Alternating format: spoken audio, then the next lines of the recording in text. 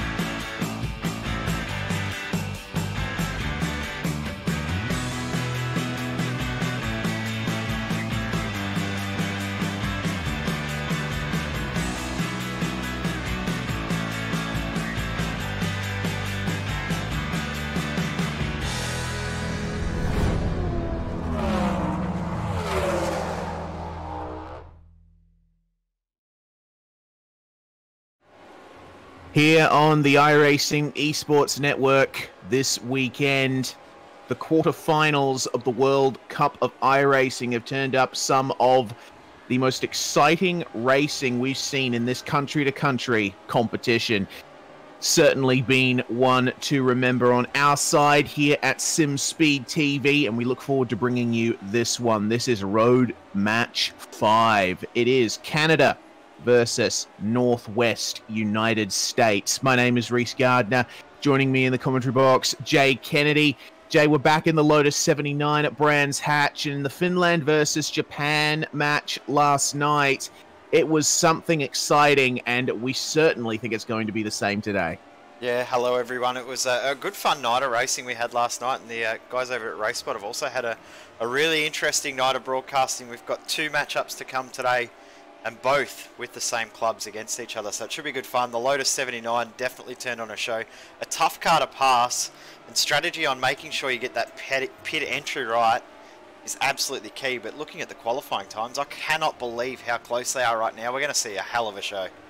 Yeah, we certainly are. Greg Seitz is on pole at the moment for... Greg Seitz is part of the Northwest Club, so they're currently on pole in this session. We got in excess of 4 minutes, to go. until the end of this 10-minute qualifying session. Every driver has 4 laps to complete, and that will decide the grid for this first heat. Just a quick reminder of the event format for these shootouts. It's 2 15-minute races, reverse grid in the second one, and if the points are close between the two clubs, we go to a third 15-minute heat, again with an inverted grid, to decide who progresses to the next stage. So, very short and sweet. The drivers have to enter the pits and stop in their pit box once during each race. They don't have to take service, but they do have to come to a stop. We saw last night that was really key on how to advance through the field and get yourself into better track position. Being stuck behind another car, it is really tough to pass, so being able to undercut another car, get some clear air, was really key and crucial on getting ahead of your opponents. Talking about the format as well in regards to points, it's points per race. Combined, you actually win the matchup, and if we do need a decider, we will have one. We have had one of our broadcast races go to a deciding race between the Germany, Austria, Switzerland club versus the New York club, which the Germany, Austria, Switzerland club did come out on top. Rick Seitz just goes faster, puts a bigger gap between he and the rest of the field, but the rest of the field is pretty close. I mean, we're seeing, what, 2 seconds, less than 2 seconds, or 1.5 seconds for the top 11 in this car, which is a very, very tough machine. That's actually quite close. Yeah, definitely, considering the fact that, you know, I think a lot of these guys will be unfamiliar with this car and this track as well, being the way it is. Brands Hatch, very fast and flowing, but also bumpy and undulating. It's quite difficult in the Lotus 79 to wheel a car around here very quickly. We did see Joni Heikkinen last night in the Finland versus Japan matchup show us how it was done, taking that top section of the circuit in 4th gear, riding the rev limiter, using the downforce to his advantage. Greg Seitz, I think, may be using some of those same tactics. He's currently the only driver in the 112s, everyone else in the 113s, but from 4th place back, certainly does look very close, and we've got to remember only the top 10 score points, so it's that 9th, 10th, 11th, 12th area that we've got to keep a lookout for if the points are close. And speaking of that area, have a look at how close the times are in that zone. 10th, 11th and 12th are separated by 7 thousandths of a second. 3 cars within 7 thousandths. That's nothing, literally nothing. So it's going to be really, really tight between those guys, and going to be great to watch as we've got, looks like we're not going to see anyone else improve because Brian Barnes still out on circuit, but I don't think there's enough time for him to get around to receive. The checkered flag, sorry, will be out for him before he gets to the finish line, so he won't be able to complete this lap. We'll go through our start grid. We certainly will. Greg Seitz on pole position, Brandon Hawken in second, Jean-Francois Matte gets into 3rd position, Andy Fuller in 4th, with 5th taken by Jean-Francois Arsenault, Michael Jones in 6th place, Scott Velez in 7th, Claude Belval in 8th, Dick Mueller, Matthew Suboski rounding out the top 10 here.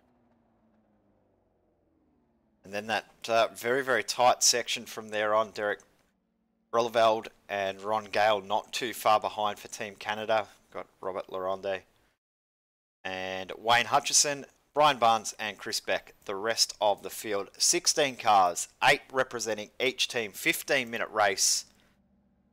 Looking forward to seeing how this all plays out with a really, really tough format. But the short, sharp races back-to-back were really exciting last night. We're going to see a really good show.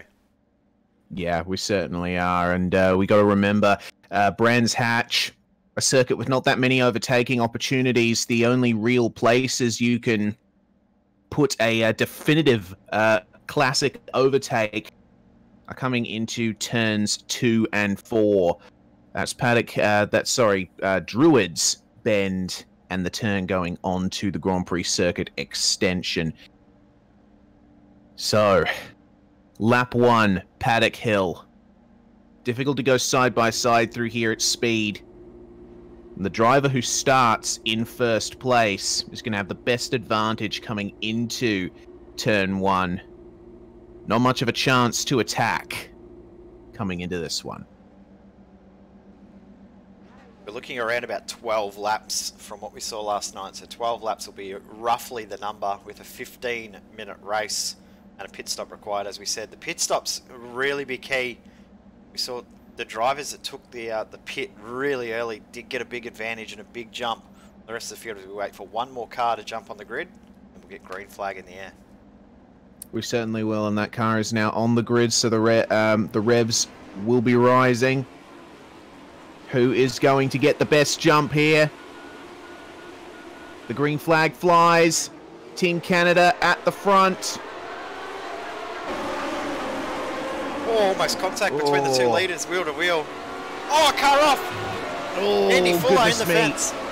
Yeah, not good for Andy, and it looks like Brandon Hawken is trying to go around the outside here of Greg Seitz. He's going to have the advantage. Team Canada taking the lead here in the midst of the turn 1 chaos, sorry. Great start there, and great to see that we've got Canada, excuse me, Canada Northwest, Canada, the top 5. So it's a real mixed up field for now. Will we see it stay this way as we move on to complete this lap? It's not over at the front. Third and fourth, very, very close. Yes, indeed. We are currently looking at third and fourth now. Very close racing. At the front of this one, Greg Seitz and Brandon Hawken have walked away, but Michael Jones and Jean-Francois Matt very close at the moment. There's some opportunities here to slipstream down the straights. Down this front stretch at Brands Hatch, you could call it a front straight, but it's not really a straight. It's almost constantly turning. Michael Jones just catching up to Mate there. Not able to get the advantage coming into Paddock Hill and Druids, though. Almost compromised his run then, didn't it? Almost got too much of a slipstream and missed his braking mark and ran a little bit wide, but this has opened the door for Arsenal to come through. Here he goes. Yeah, certainly. Yeah, Arsenault, he's really going for it. Straight to the inside, putting the pressure on Jones. Just not getting that run up the straight, though. And when they come into this top section of the circuit, this is where aero push comes into effect. The Lotus 79, the first real ground effect Formula One car, very high downforce levels produced and very sensitive to aerodynamic change. So these guys can take these corners very fast, but they've got to be wary of following another car too closely across the top. Wouldn't be surprised to see one of these three in the pits this lap. None of them do that, but we've already seen 2 drivers in the pits. Not a bad ploy if you can get yourself some fresh air and some clear track ahead. It might give you an advantage. We've got a few in the mid-pack starting to come into the pits, but this battle at the front of the field also is not over. Greg Seitz has come back on Brandon Hawken. Yes, indeed. Got to remember, Greg Seitz has the lap time advantage. He qualified 5/10 ahead of Brandon Hawken. So he's definitely got that up his sleeve. We'll see if he makes use of that. You can see Brandon Hawken's last lap, a 14.05. Greg Seitz, a 13.7. So Northwest versus Canada up here at the front of the field, looking pretty spicy as they come through this very fast top section of Brands Hatch. These curbs, you've really got to be careful how you take them. Yeah, they're the sort of curbs that you can be really aggressive on, but what that does, it lures you in to be too aggressive, and it can actually cost you and compromise you a lot of time. Oh, Hawken, I thought was checking up to come into the pits there. We've also got to change of position. We've got a car very slow there. That's Michael Jones. He's got massive damage to the rear of the car. We'll see what's happened to him there, but that does not look too healthy. He looks like he's had a big hit in the wall. Yeah, he certainly has. That's not good for him at all. So we're on replay here now. What happened to him? Just got into the grass. A little slow. He's had to go defensive against, I presume, Arzano. And, oh, round he went. Yeah, so I think that was Arzano getting into the back of him, was it? Yeah, I believe so. We're going to go get another look there and double check, because that's it's not a good incident there, and I think just a little bit slow through the mid-corner, and Arzano trying to get a run. I'm sure that live admin that we do have in this series will be having a review of that one. We've also got another car stopped out on the circuit. It's a number 5 car. Oh, yeah. Suboski just dropping back to the rear of the field. Andy Fuller also with a lot of damage to the front of his car. I'll tell you what, Suboski, as we were riding on board with Jones, I noticed Suboski actually coming into the pits. That's why Jones avoided getting into the pits. And Suboski, I don't think has... he hasn't repaired any of his damage. He took his pit stop, but he just stopped after Paddock Hill Bend once he came out. It was a bit strange that one. We're going to go back up the field. There's a battle on 8th, 9th and 10th. These guys are all very close as Wayne Hutchison comes in the pits, and Chris Beck's just been spun. I think he was checking up to come into the pits. Oh, no. Oh, this has been entertaining to say the least so far, Reese. Controversial as well. Yeah, certainly. Derek Roelveld we're riding on board with for this replay. So as they come into the last turn, stick into the inside, and oh, there we go. That is a real shame there. But that's part of a consequence, I guess, of the way the pit is set up here at Brands Hatch. If you're following another car, you have to be careful. You have to be prepared for them to stick to the inside and go slow out of that last corner. 2 controversial incidents in the first 5 laps of this race. First 5 laps of this matchup. Don't forget, straight after this matchup, we're going to do it all again, but on the oval side. So it's going to be quite controversial, to say the least. Going to be a lot of talking points to come out from this matchup, as we've got now half of our field in the pits, but the gap at the front is stretched out. Surprised to see how quickly that's grown. Brandon Hawkins just set the fastest lap of the race as well, so he's come back on Greg Seitz. Yeah, that's quite surprising, and well done to Brandon Hawkins for doing that. Greg Seitz, I think, just unable to respond at this middle stage of the event. Of course, a lot of drivers falling into drama, suffering issues in the first half of this one, but Seitz and Hawkins up the front, they've been cruising away, just focusing on each other more than anything. We do have to remember that Northwest has 8 drivers here today. Canada also with 8. So it's a pretty even matchup between these 2 clubs. And looking at iRating and things like that as well, license levels, everyone's very, very similar. So they're 2 evenly matched teams. It's why they qualified 4th and 5th in both as well, so both classes. So that's why we're seeing such an even matchup. At the moment, it looks like Canada will have a slight advantage in regards to points, but there is a possibility for reviews and incidents to be reviewed, and also for penalties to be handed out. If there's incidents, there can actually be a stop-and-go penalty applied to drivers, which could really hurt someone, could really hurt some of these guys that have been involved in incidents already, as we're past the halfway point. 6 minutes or so to go, and about 6 laps of racing as well. Yes, indeed. So time is running out, and the leaders are running into some trouble. It certainly is. Brandon Hawkins coming up on Chris Beck.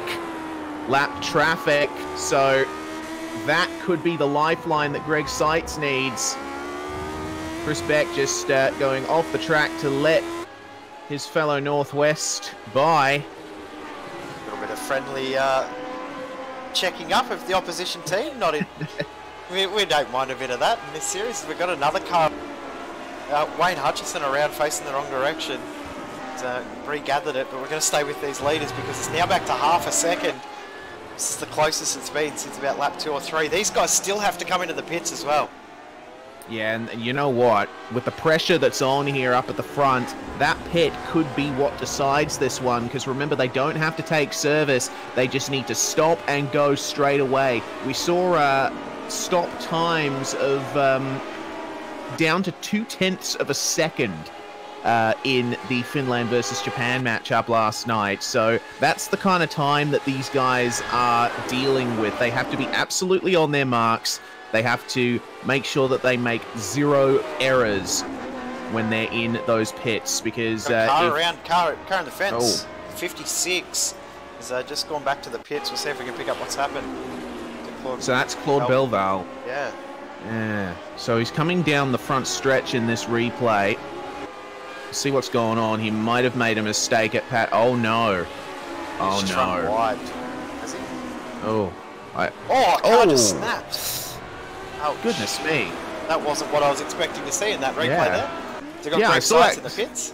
Saw that pit car, the car coming out of the pits. I thought, oh no, they're going to make contact between teammates. But that wasn't what it was at all. As Greg Seitz is in, stopped, 0.7 of a second, away he goes again.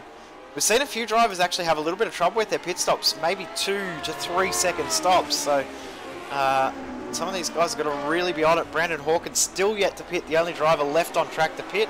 I'm going to say he'll be in this lap to make sure that there's no undercut from Greg Seitz. Yes, indeed. And you know what? There's probably one factor that they may have to contend with is accidentally not turning off things like damage repair or leaving a little bit of fuel in the car, so the car lifts up and automatically starts putting fuel in the tank, or changing a tyre, or accidentally clicking a tyre pressure adjustment will automatically start changing tyres. So if you make one of those little errors when you're trying to make sure you don't have anything on for your pit service, it can be quite difficult to remember all of those things, as Brandon Hawkins is going to continue for one more 3 or so laps to go. This is going to get really spicy, because I think the gap between those two cars is going to be pretty close come the end of the pit stops. Greg Seitz really has to put in a good lap this time by. Yeah, he certainly does, and he is really pushing out there. Big commitment around this circuit. Got to be careful here through turn 1 Paddock Hill Bend, because over that curb, that's where Belval actually had his car come round, and the Lotus 79 very sensitive to these bumps. The car has to be set up stiff to take advantage of the ground effect. Get that aerodynamic stability. So they've got to really be careful. Pit lane time, the actual time it takes to drive from the pit entry to the pit exit, is around about 17 seconds. A gap between first and second, 17 seconds. So it's going to be pretty close. Of course, you do get a little bit of an advantage in the fact that you're still actually moving during that 17 seconds. But by the time you then get out of the pits and get up to speed, that negates any of that and still makes it around about that 17-second bracket. So this could be very, very interesting and very, very close. Once we see Brandon Hawkins in the pits. Yeah, he's going to come in next lap. He has to come in next time. You cannot pit on the last lap. 2 to go. He must come in next time. The penalty for not pitting is a 2-lap penalty and a forced pit lane start in the next race. So he must come in this time. If he doesn't come in, that's absolutely disastrous. I think he'll stay out, or I think he will pit. I think that'll be very, very well communicated with 2 of the best organised teams in this series out on track. But you never know. Strange things can happen. Easy to forget little things like that, especially if you're in the zone and out in front. Yeah, that's exactly right. And the Lotus 79 is one of those cars where once you get into the zone, you are well and truly in it. Especially here up the top, taking these very quick turns. Brandon Hawkins taking advantage of the downforce to take some amazing speeds through these corners. Little bit of a twitch. Just going to drop back in the field a little bit. Battle between 7th, 8th and 9th. Starting to close up. Dick Miller and Robert Laronde starting to close up. Hawkins in. Oh, here we go. So Hawkins in the pits, and have a look at how close this is between 7th and 8th. Laronde is getting very, very tight. We're going to go back to Greg Seitz and see where he does come out. Brandon Hawkins still driving up to his pit box. I think Seitz is going to get this. Yeah, he may just. Hawken away. Oh, he's just going to hold on. Brandon Hawken's done a great job. But there's not much between them. It's about 1 second. So around about the same gap. We're going to go back to this other battle because LaRonde is right on the tail of Dick Muller. This is going to get really spicy and really close. Yeah, LaRonde on the back here of Dick Muller. This is pretty crazy here for 7th and 8th. And this is some of them for the minor points paying positions. So it's these little bits of points that are going to make the difference later on.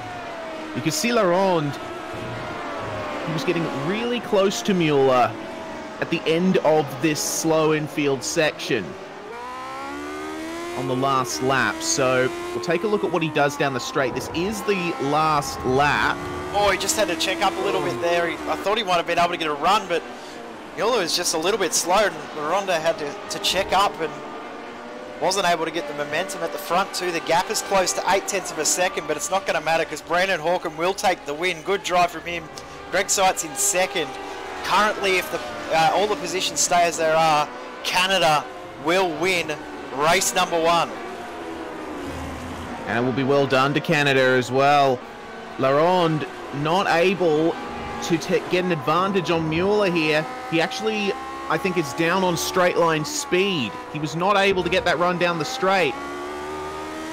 Maybe it looks like a few of the guys are running a really different gear ratio. They're getting the acceleration. They're just not able to get the top speed down the straight and use the draft. But good job from Muller to hold on. But looking at the points, I'll quickly add up the points in a minute when we go through the race results. But it looks like, from what I can see, Team Canada has picked up a fairly convincing win in race number 1. Yes, indeed. Very well done there. So Brandon Hawken in position 1. Greg Seitz in second. Scott Velez made his way up from 7th to 3rd for Canada. That's really good from him. Derek Rolleveld in 4th. Jean-Francois Arsenault and Matt in 5th and 6th. Dick Muller in 7th. 8th, Robert LaRonde. Andy Fuller in 9th, and Ron Gale rounding out the top 10. That does look like a very convincing win for Team Canada. And now we go through to the second heat of the night, the field inverted. Yep, and that'll be really, really fun to watch. We love the inverted grid last night. Tonight we'll see it. We're just quickly adding up the points. It looks like Northwest 31 points. So just confirm the points for Team Canada. But it looks like without any penalties, which there could still be something happening in the background. But Team Canada looks like they might have a fairly convincing win. Unconfirmed, of course. They finish on 90 points at this stage. So provisionally well in favour of Team Canada. Let's see if Northwest can hit back at them in this one. Exactly the same circumstances as the race before, but the field is completely inverted. So it's Claude Belval starting on pole position for Team Canada. And the revs are rising now that the 1 minute barrier is over. Who is going to win out coming into... Oh no, that's a stall! Oh, oh no! Look out! Goodness me! that was not what I was expecting to see at the start. Oh, yeah. Was that Belval who stalled? I'm not sure who that was, but Yeah, have a look. it was. Brandon Hawken already up into 5th position. Yeah, Brandon Hawken really taking advantage of that lap 1 chaos. I'm just going back to have a look at what happened to Claude Belval, Jay. Just, I have no idea what went on there. It looks like his wheel was... He's had a failure of some hard sort. left. His wheel was hard left. What a shame. That's not going to let me bring up a replay of that, so we'll come back live. Hawken. And Hawken and Fuller going at it. Yes, indeed. Hawken convincingly going by Andy Fuller there in the top section of the lap. So, taking advantage there of the start chaos was Brandon Hawken. He is going to make up quite a few positions on this big first battle lap. back in the field. 8th, 9th, 10th, 11th, all going at it. There's side by side, nearly 3 wide down the front straight. Muller through. Yes, indeed. Muller very close, and that's Jean-Francois Matt, Wayne Hutchinson, and Chris Beck all battling here. Greg Seitz up ahead of them, second place finisher in race 1. He's trying to make his way up. But Muller starting to come under a bit of pressure from Matter here. Obviously just got that move done on the front straight. Now he's feeling the pressure coming back once again. Had to defend for a lot of that last race. Wouldn't be happy to have to do it again in this one. Kind of thought he might have a little bit easier of a job, but it's not going to be too easy out here. Yeah, well, 15 minutes isn't a very long time by any stretch of the imagination, but when you're defending against someone in a race, it seems like hours and hours. And Muller actually running slightly off into the grass, so... Yep, made a mistake, and that's compromised about 3/10. He's feeling the pressure from behind. And he's going to go straight for the pits. Everyone's going to be followed in. And this is... almost contact between them coming into the pits. This is what we saw last night. A lot of guys realised and learnt from the first race that pitting early was the go. As Greg Seitz trying to come through the field. He's got Ron Gale ahead. Gale is a lot slower on outright pace than Greg Seitz. He's getting really held up right now. We won't be happy seeing Brandon Hawken off in the distance. Yeah, certainly not. And Seitz is going to go up the inside here. We'll see if Gale can defend. He certainly is.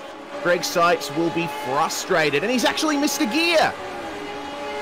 So that just adds to the frustration for Greg Seitz. Been a tough old run for him so far. He's had such a good run in qualifying, and then from there it's just gone from bad to worse. Little mistakes like that show where pressure is really being applied. We'll see if he can get this move done, but the gap between he and Hawken is just growing by the second. Yeah, and with that excellent first lap from Brandon Hawken, seems like he's well and truly stated his claim here as Seitz goes into the pits. Good move to get some clear air. He needed to do that to get out of it. It's up the front. The battle is on. Brandon Hawken has closed up that gap. Yes, indeed. So Michael Jones will be looking in his mirrors there for Northwest, and he'll be seeing that Canadian machine bearing down on him. Let's see how they do down this back straight. Michael Jones, 14.494 on the last lap, a 13.87 for Brandon Hawken, so big pace advantage. It'll all come down to how well Michael Jones can defend here. See if he can take a win for Team Northwest. Of course, Jones started in 5th for this one. I'll tell you what, the grid versus field numbers positions are looking mighty jumbled right now. They're both going to stay out for now.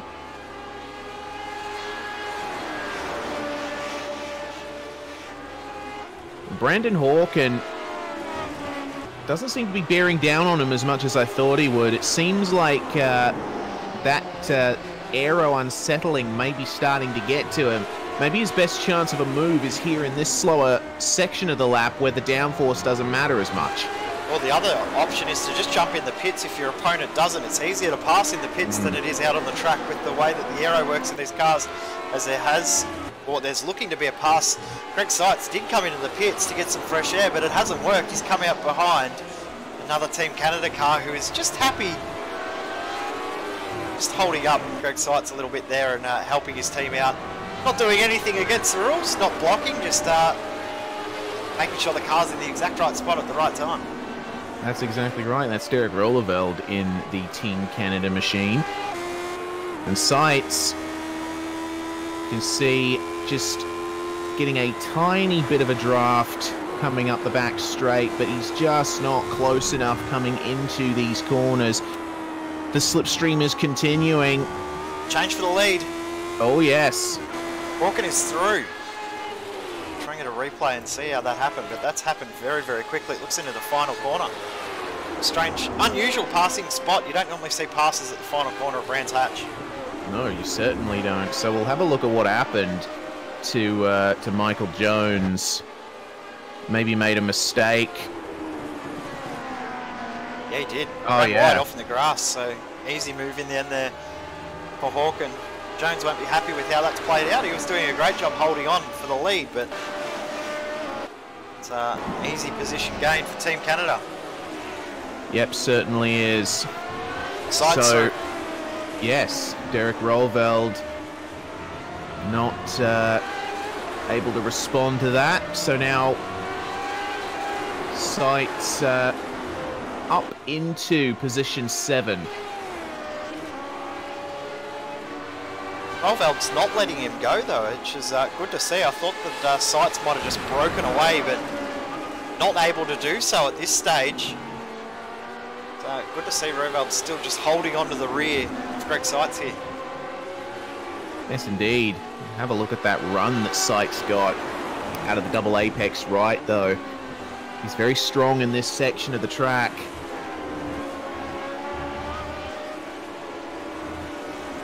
Two cars in the pits, Andy Fuller and Matthew Sabrowski. So field's starting to shuffle into their actual positions. Only 2 cars left to pit in this race. Yes, indeed. One of them being, actually the 2 of them being Brandon Hawken and Michael Jones. Have a look at the gap. Yeah. How's that for thinking the same thing at the same time? You'd almost think we were twins. Hawken just did the fastest lap of the race as well, 13.7 versus Michael Jones at 15.0. So that shows how much Hawken was being held up while he was behind Hawken there. And amazing the pace that he's got. I'm going to say Michael Jones will come in now. But the gap between Greg Sights and Brandon Hawken in this race is now 25 seconds. So Greg Sights has been well and truly held up in this race. Yes, indeed. Michael Jones in. Brandon Hawken staying out. He's going for that really late pit stop once again. Well, it's worked in the first one. I think it's going to be okay in this one. As long as he doesn't get held up with lap traffic or make a mistake. Looks like Canada might be fairly safe for a position 1 in this one. The rest of the field's still fairly open, but at this stage, Canada looks like it has got a bit of an advantage.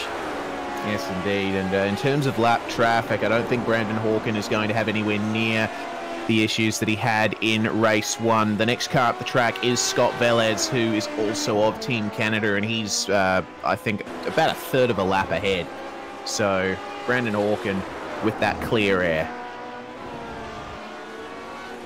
Greg Sights is starting to close up on the rear of Andy Fuller, but these guys are teammates, so I don't think this will be too tough. Last lap by was Andy Fuller's out lap, so not a representative lap time, but based on fastest lap times, Sights a full second faster. Only 2 drivers doing 1 minute 13 lap times. The rest of the field are in the 1:14s, 1:15s. Those 2 drivers are Greg Sights and Brandon Hawken, who we would expect to be the 2 drivers doing the fastest laps because they have looked incredibly quick and incredibly comfortable in these cars. Yeah, they certainly have. The class of the field. Whoa, Sights right, making a mistake. It's not going to help him. A little bit of dirt on those Commentator's tyres. curse is real today, isn't it? Oh, it certainly is. Brandon Hawken looks like he stayed out once again.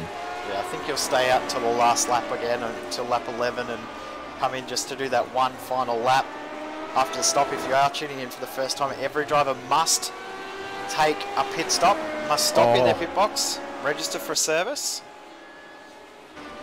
From the admins, very tight. Northwest currently 3 points ahead. Okay. Okay, so it's a lot closer than we thought, Jay. Yes, it is a lot closer. I thought that it looked like in this one, Canada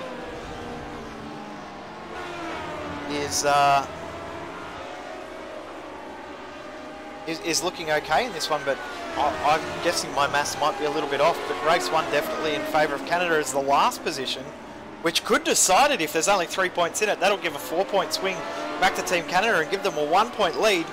This is on for the last spot that scores points. Yes, indeed. And Dick Mueller really defending hard here against Jean-Francois Matt. Of course, not able to make a move coming into this fast section. Love this section. It's just never-ending right turns. The left side tyres get a huge workout here. They've only got a few laps left to decide this one. And I think Mueller will be aware of the situation here. So will Matt.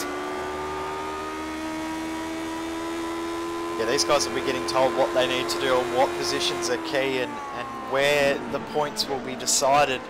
And we saw yesterday as well, the last night's races, that the last position was so key in who decided the matchups. It's amazing to think that 10 point scoring positions and the last position is the one that's going to decide who will go through. As we've got a car off the circuit. Ooh.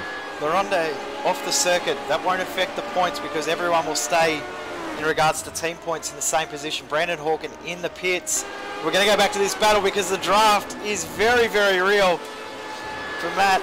Not able to get the move done. He's got to try and find where he can get this done. It is really tough to pass in these cars at this circuit. It certainly is, and Mueller did very well there to get on the defensive coming down the straight. Of course, we saw some spectacular outside line moves in last night's race, but oh, have a look, Mueller very slow. Slow out of there. Oh, almost getting across the back, and Matt, what a move. Right through. It's not over though. You're going to see the cutback. Mueller's back through. Oh, what a fight. Two to go. Huge. This is huge. So they got to go around and do it for one more lap here. At least one more. Certainly not over. Mueller slow again on exit. Oh. Matt trying to go to the inside. It's going to be contact. They both spin. They're going to scramble to get going. Mueller gets back ahead with some damage to the rear. Going to go to a replay here, Jay. Wow. We sort of were thinking in the back of our minds that we could see controversy in this race, and there it is. So a little bit in the first race, but this is even more controversial. Yeah, so Matt got the better exit and decided to try. Oh, yeah, he decided to go for the move almost, but then just decided to get back online. Yeah, but unfortunately Mueller was already on the brakes early, so wow, very controversial. So with that, now Northwest is 7 points ahead of Canada. Wow, interesting. So this is means that we might actually see our first, out from our side of things, our first deciding race. Brandon Hawken's going to run away with this one, but wowee. Yes, indeed. Brandon Hawken, untouchable in this round of deciders. Really showed his class here. And I guess that lap one really cements him as one of the star drivers of this one. So Brandon Hawken rounding the final turn. He will take the win for Team Canada, but Northwest 7 points ahead as of the positions now. There's a bit of a battle pack going on, but that's all between teammates. They've sort of all separated into teammate groups. We'll wait for official confirmation from the admins and the stewards on where the points actually lie in that race. But wow, what a controversial end. I think Matt dropping back, not fighting anymore. I think he knows he's done the wrong thing there. He's dropped back, knows that he'll probably get penalised if he tried to go and continue that move. So positions stay as they were. We'll wait for confirmation from race control on how that's going to play out with the results on screen now. Yes, indeed. So Brandon Hawken taking a convincing win for Team Canada. Michael Jones in second, with Greg Seitz completing the podium. Andy Fuller makes it 2, 3, 4 for Northwest. Derek Roeleveld in fifth, with Ron Gale in sixth. Jean-Francois Arsenault in 7th place, Matthew Staboski in 8th, Robert Laronde in 9th, and rounding out the top 10, Dick Mueller. So, just waiting for confirmation from the admins on where we are at, but from what I can work out, it does look like we will go to a decider. We'll wait for confirmation, and from there we will confirm what's going on. But we're just waiting for the admins to tell us what's going on as well. But what a race that was! That was fantastic fun, and we knew that we were going to be in with a really good show there. Yeah, certainly. The Lotus 79, always spectacular to watch. Even watching someone driving this car on their own is awesome to watch. But when you put them all in a race like that, with a fantastic circuit like Brands Hatch, certainly is a fantastic experience. We will have a decider by the looks of things race, because 62 to 59 in favour of Northwest over Canada. So they come back. It's now 1 match all. We need a decider. Yes, indeed. So they're going to go for one more 15-minute run here. It's going to certainly be a very tight one. They are all going to be aware of the potential consequences, what's at stake here. And I'm just going to try and get a replay of the original start from that last race, because that was such a strange incident at the start.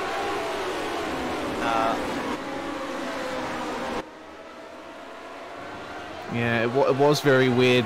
I noticed, you know, Claude Belval, his wheels were completely on the lock stop on the left side. He just went straight across the grid when he got going, so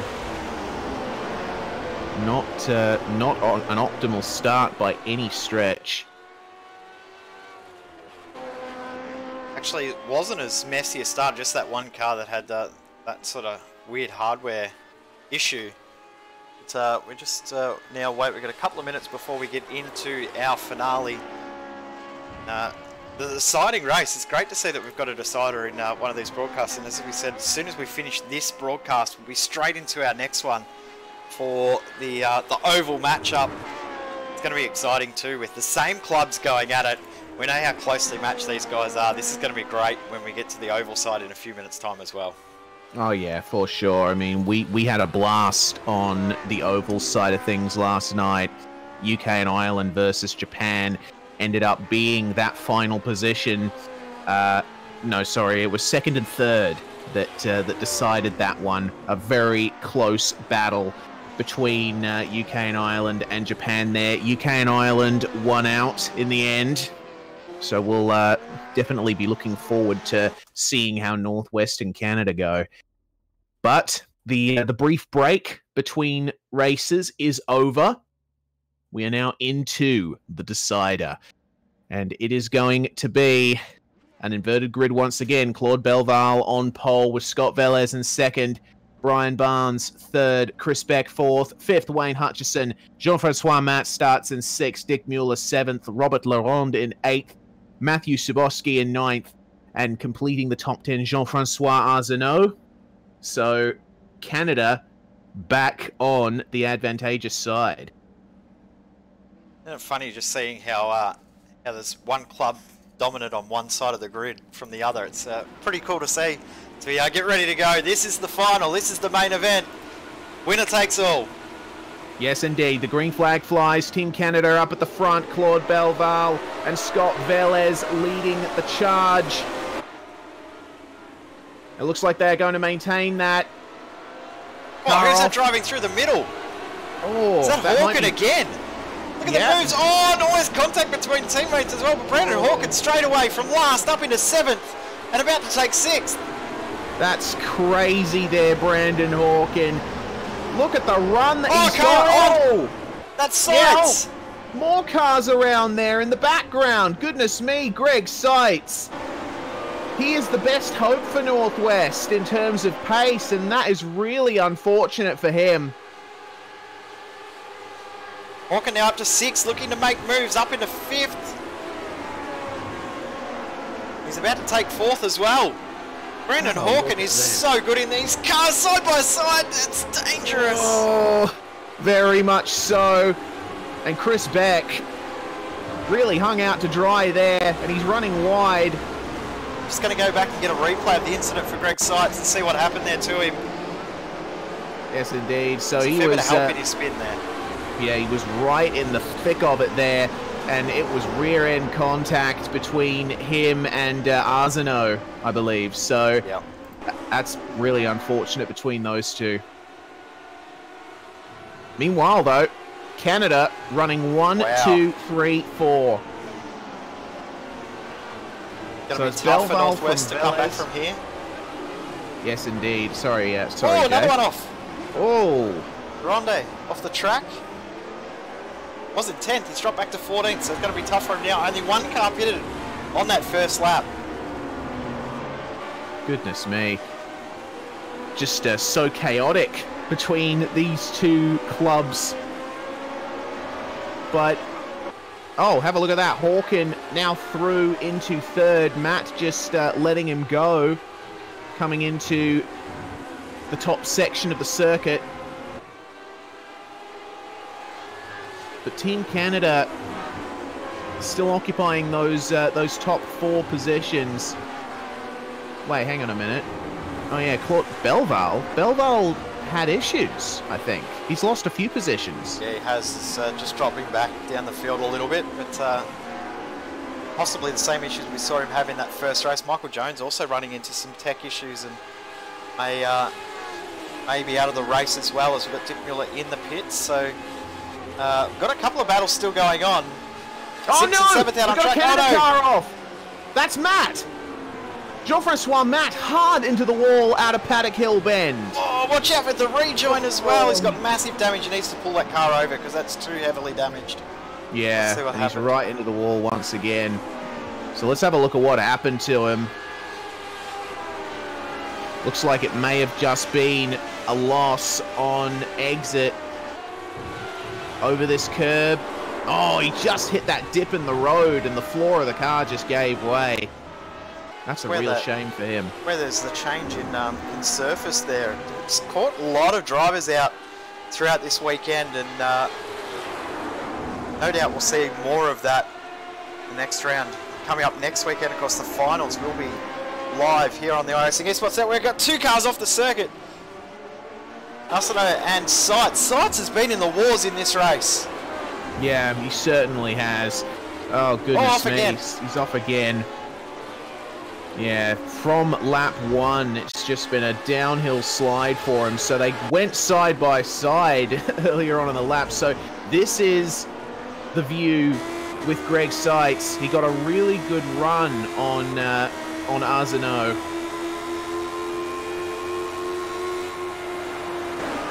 And of course, Arzano defending around the outside very well, but then obviously it was very awkward coming into that section. So Arzano and Seitz coming together again. And they are both in the pits. No love lost between those guys in this race. They've got Seitz in getting a lot of damage fixed. He could be race done, which is really disappointing for the Northwest club. Yes, indeed. Absolutely. Meanwhile, up ahead of him, Derek Roelveld attempting to come out of the pits, but he's stopped once again. Looks like that may be a retirement for Derek Roelveld. He's just not able to get that car going to his satisfaction. Michael Jones, unfortunately, having some technical issues. He is back in the server, but goodness me. For Northwest, it's an absolute disaster. Yep, it's gone from bad to worse as Chris Beck has just been passed as well. Still got 8 cars left to pit, and Beck straight ahead hits the wall hard. Oh, goodness me. And that's right where the pits are too. So he is going to have to go around for a whole lap before he can go in and get that thing fixed. Let's get another CPR replay. We'll get the pass first, and then we'll see the heavy hit in the wall at the end. I reckon that's just a lapse in concentration after a car's gone past. We say it in lots and lots of our broadcasts that when you've been the lead car and then become the trailing car, your concentration levels change, your braking points change, and it's really easy to make mistakes whether you are in the lead or whether you are the trailing car. We just see, is that a hardware failure? Because it just didn't turn. Yeah, I don't know. It seemed like his line was very off coming into the last turn. Not quite sure what... with the car ahead, maybe. Perhaps, but whatever happened, he completely sailed past the apex of that last turn and into the wall. He is back out on the circuit now, but at a reduced pace. Belval and Fuller going out at 3rd and 4th, so we've now got 1, 2, 3 for Team Canada. 4th is for the Northwest Club.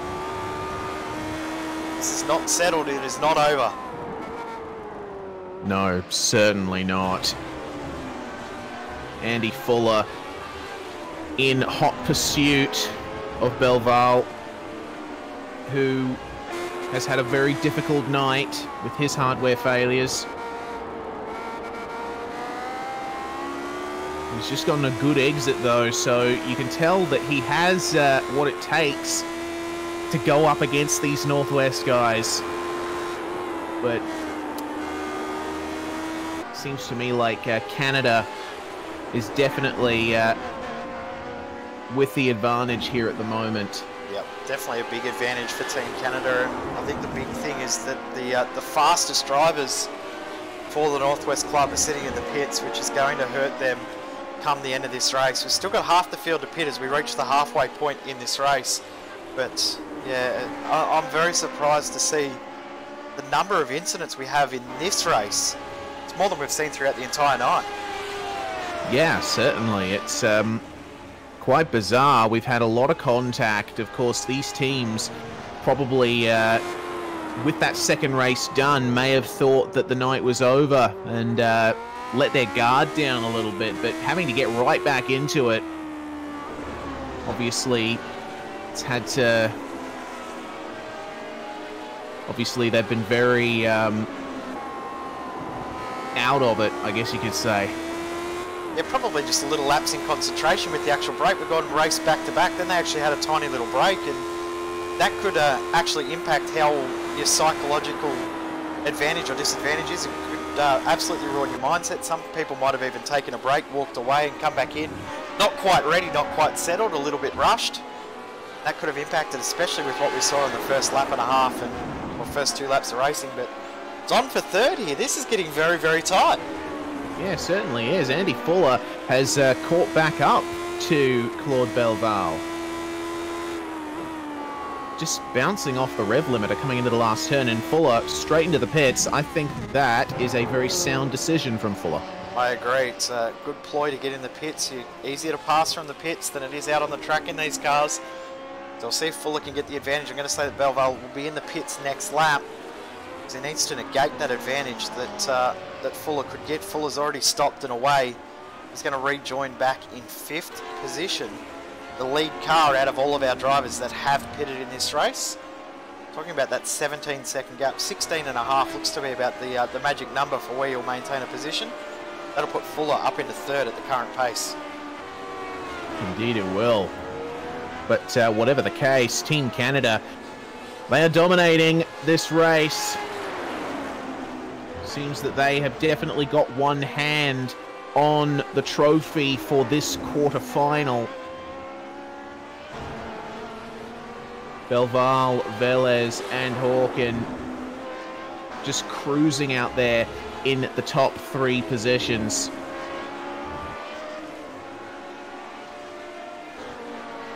And that's all it is at the moment, just a cruise for these guys. They just want to lap consistently. They don't want to push too hard, force too many issues.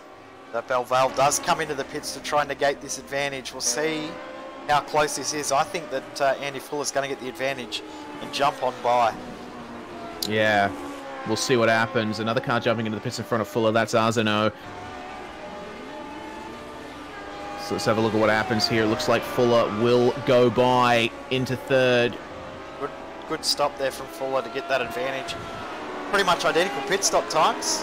Pit lane times almost identical as well. So good advantage there in favour of Andy Fuller to get that spot. Moves into 3rd outright. Excellent stuff. So now we wait to see what Velez and Hawken do. Hawken, I think it will be business as usual. He'll leave it as late as possible to pit.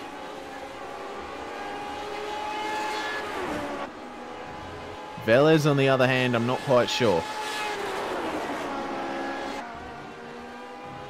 Yeah, not sure on that one either. So it's going to be an interesting one to see. We'll find out very soon. Here we go.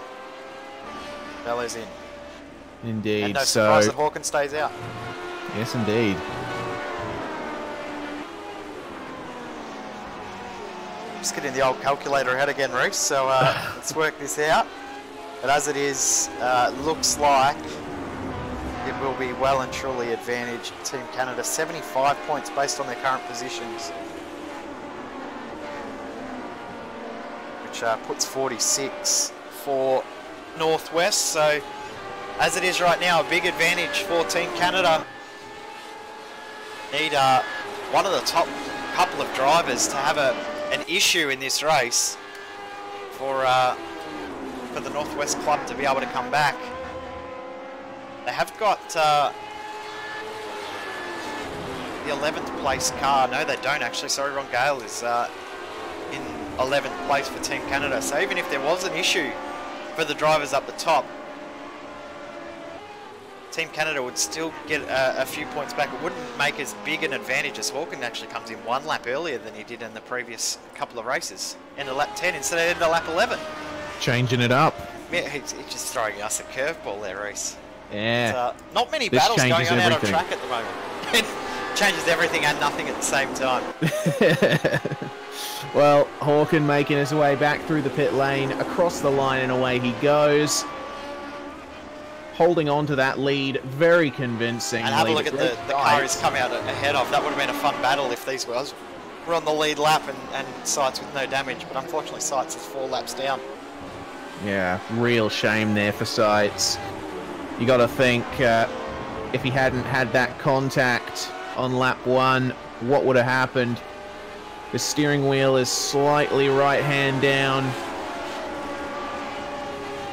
And you can tell he is just not pushing that thing at all. He's just out there to circulate, possibly get a position if there are problems further up the field. He's got a full lap to the next car ahead, so he hasn't really got much to gain, but there is some positions that could change here. 6th, 7th and 8th position up for grabs right now. Ronde's got some good pace at the moment and might be able to steal 6th away from Brian Barnes. Yes, indeed. And of course, right behind them, they've got Arzano as well. You can see Laurent is...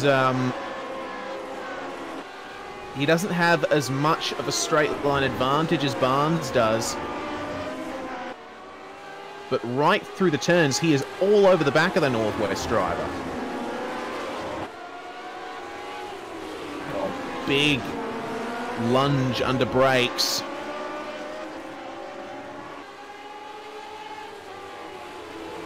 One lap to go. Will we see a position change? Will we see any controversy? Wayne Hutchison off the circuit from 10th position. Ooh. Big hit in the wall. He's not going to lose any spots, thankfully. Let's quickly see what's happened to him. The drivers do start the last lap. And we'll go back to that battle between Barnes and Laronde. Oh no, there's been an issue there as well. We'll stay on replay because there's been contact between all 3 of those drivers. Oh dear. So Hutchison just lazy spin back in both directions. Now here, this is the controversial moment in this race. Barnes, Laronde. What's happened? Oh! Laronde's just made heavy contact. No. Oh, and then all 3 of them just come together really hard.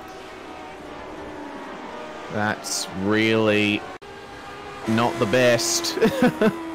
Not much else you can say than not the best. There's controversy aplenty, and that's not just nowhere to go. Just the pace that you have in these cars, it's so hard to get the car facing the right direction. But congratulations, Brandon Hawken, winning all 3 races. That's a phenomenal drive. It is on for 2nd and 3rd at the end. that Andy Fuller almost got Scott Valles only 0.08 of a second at the finish line. Wow, so really good performance there from Andy Fuller in the last couple of laps, and from 13th to 3rd. Awesome result there, but Team Canada, well, it seems that they still have the advantage, but that incident between Barnes, Laurent and Arsenault, that's certainly going to throw a bit of a curveball, I think. Going to be discussed quite heavily post-race, no doubt, but unofficial results are up on screen now. Yes, indeed. Brandon Hawken, once again, taking a dominant win. Scott Velez making it a 1-2 for Canada. Andy Fuller and Claude Belval, with Dick Mueller completing the top 5. Matthew Saboski, the quiet achiever, in 6th place there. Jean-Francois Arsenault in 7th provisionally. Brian Barnes in 8th. Wayne Hutchison 9th. And the top 10 rounded out by Robert Laurent. And it is confirmed from the admins that Canada win. Congratulations to Team Canada on picking up the win. We're going to go to a very, very quick break, end this stream, restart the next one, because the next race is coming up right now here on SimSpeed TV. Don't go anywhere. This is the 10th annual World Cup of iRacing. We'll be back very, very soon. Thank you very much for watching.